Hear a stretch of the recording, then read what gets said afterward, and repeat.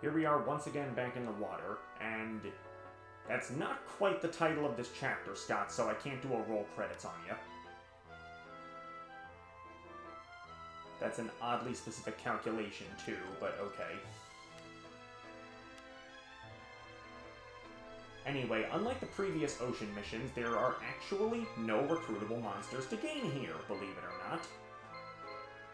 There's just a bunch of dragons. Like, a lot.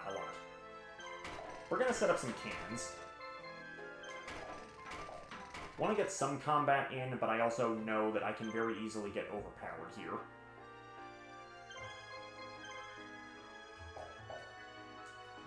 Yeah, this is a full team, and I don't consider this as difficult as the last mission because you at least have a bit of breathing room between these fights. You have time to set up cannons, you have time to get your team together, and, you know, you have time to just have someone go down and blitz him.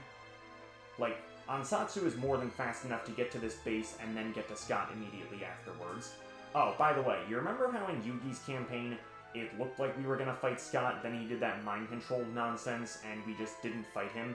Yeah, that's not what happens here. You actually have to fight him right away. Why? I don't know why. Because the game doesn't like you, I guess. So as soon as the first cannon takes effect, we'll just immediately switch it out for Castle Wall so that Weevil can see some action.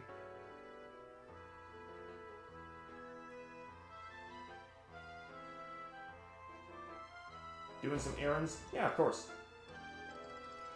Do what you gotta do. I'm mainly just vibing, explaining the concepts. That base was not close enough to distract them from their path, though. Which is mildly irritating. Mildly.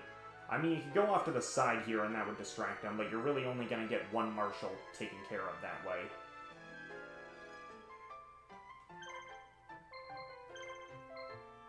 Alright, so once this goes, set up the barricade.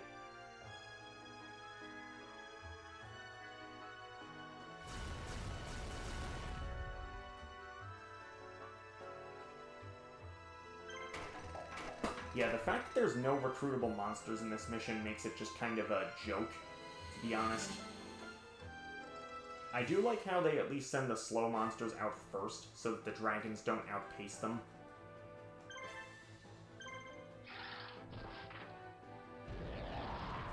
I don't think these teams have any items. I probably should have checked that ahead of time, though.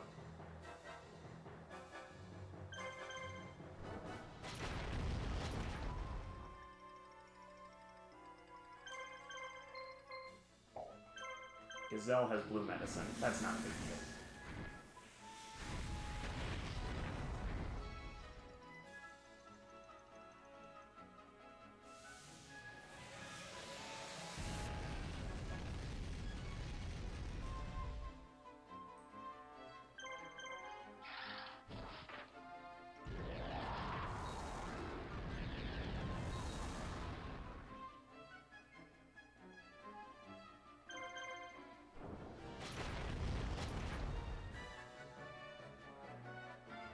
Alright, only one hit on that fight. That's pretty good. Flame Swordsman gets another attack slot, which is fine by me.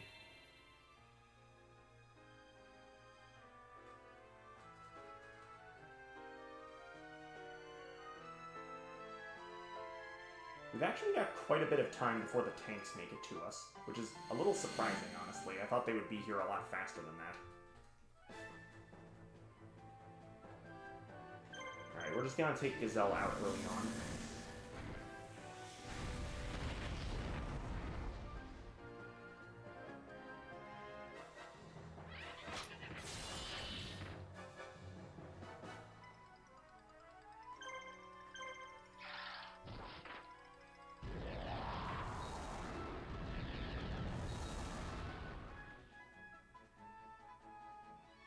Oh, so close.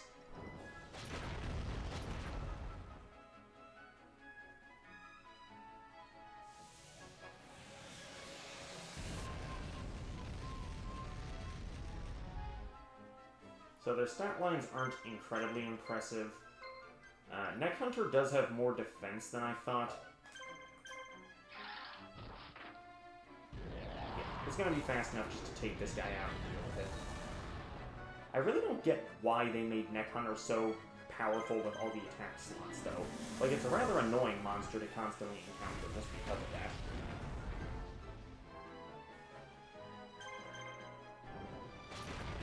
A reasonably high defense, good attack. I'd say that this game was its shining moment, because in the actual card game, it's pretty much always been useless as far as I'm aware.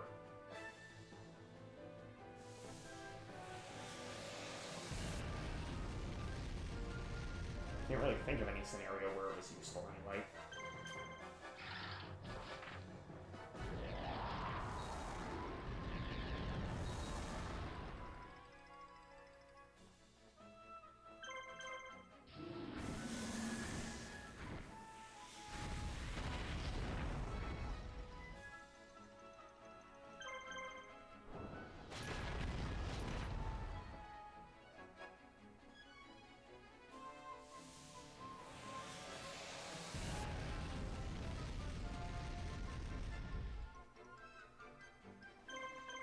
And we're living.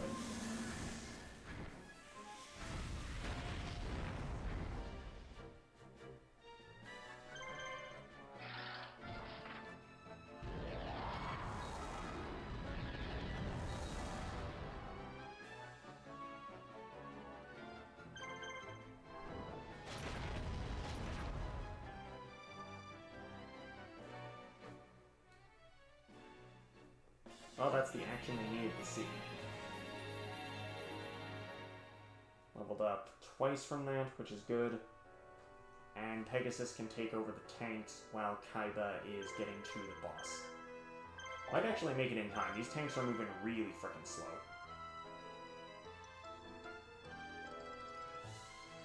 The dragons actually got pushed out of alignment. They're still going to touch the base. But in a way, that actually slows them down more because they gotta wait for the tanks to get far enough away. I think Kaiba's gonna make it first. It's gonna be really close anyway.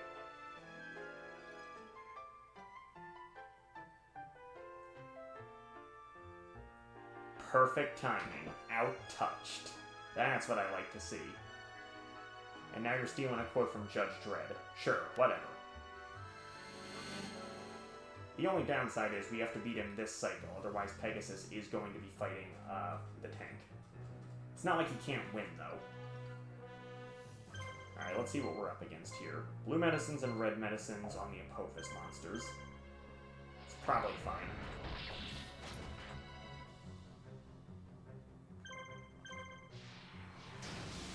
We still have Gravity Bind, so they can heal all they want. They'll eventually run out of attacks and lose.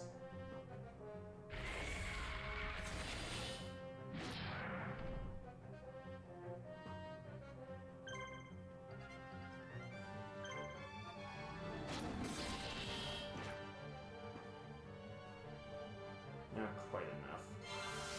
Interesting. I'm surprised he did blue medicine first. You'd think with how low that HP was, it would just immediately jump to red medicine. But what's funny is that didn't even take it to half HP, so they'll waste another blue medicine next turn if I'm calculating this right. I think.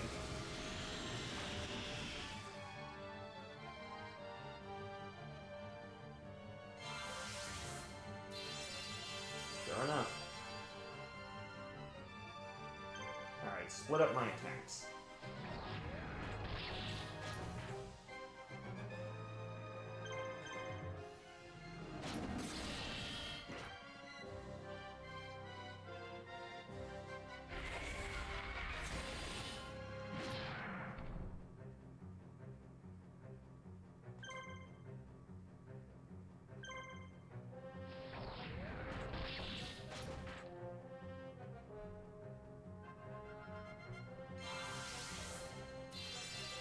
Yeah, when they said Gravity Bind was overpowered, it was largely in terms of just cutting off their ability to chain heal like this.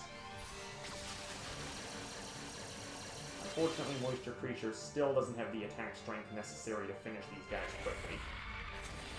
I mean, he'll get there. But I'd say his best utility is the magic, and his astronomical HP.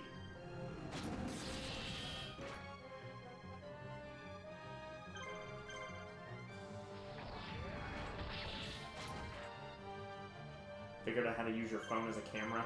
Oh, is that like for other streaming stuff you're doing, or just in general, do you mean?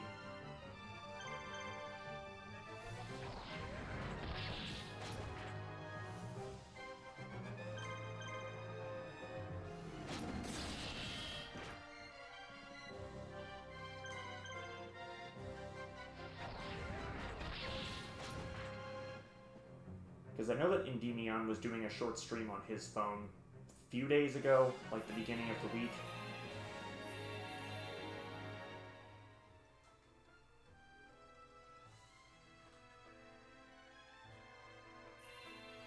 Boom, you're out of there.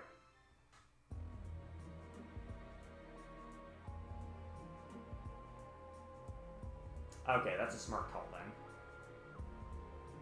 I like how in this scenario it's implying that Yugi actually had the upper hand when realistically he had to spend a long-ass time just trying to get his friends back from Scott's forces.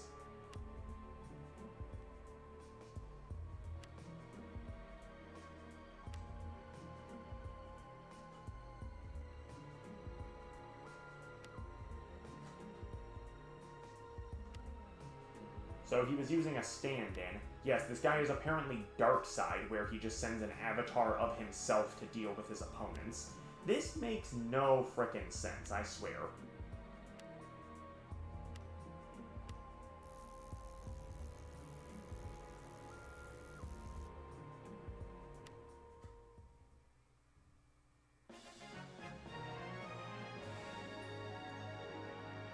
Is it fair to call that a do-nothing mission? Because he outright said, yeah, you fought me, but that was just a robot, so...